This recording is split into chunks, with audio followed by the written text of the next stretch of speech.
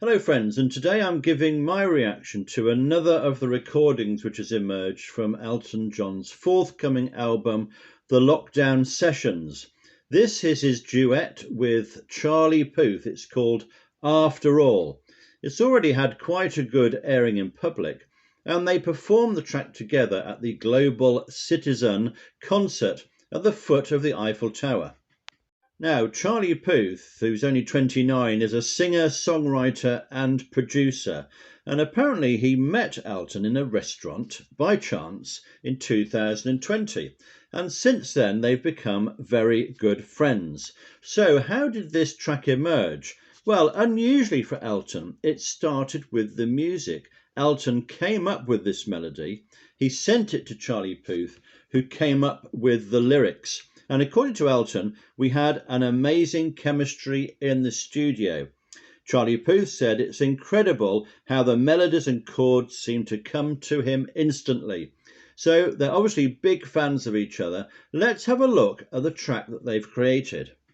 Well, Charlie Puth starts this off with some electronic keyboard and then comes in with the opening lyrics, I lie awake and realise that you're better than my dreams. Thought I found love so many times till you showed me what it means. So it's somebody who's gone through a series of relationships and they've finally found the right person, and it makes them feel good about that relationship. Then we have the strong refrain, nothing compares to you, oh no baby, they were just doing it wrong. I gave up on love until you made me believe in it after all. And this is the melody that Elton came up with.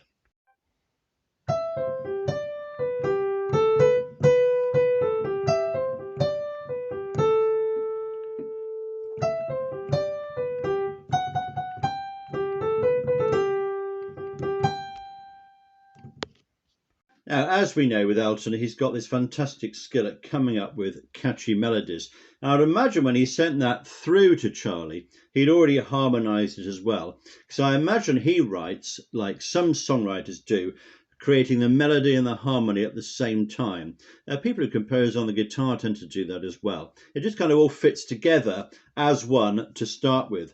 So Charlie Puth would get those notes through somehow, and then he'd write the words to fit that, which must be quite challenging actually. So after Charlie has sung that refrain, Elton then comes in with If You Never Fell Out of the Sky. So he's singing the second verse. Now, you're probably going to guess what I'm going to say here, though, but something has been done to Elton's voice.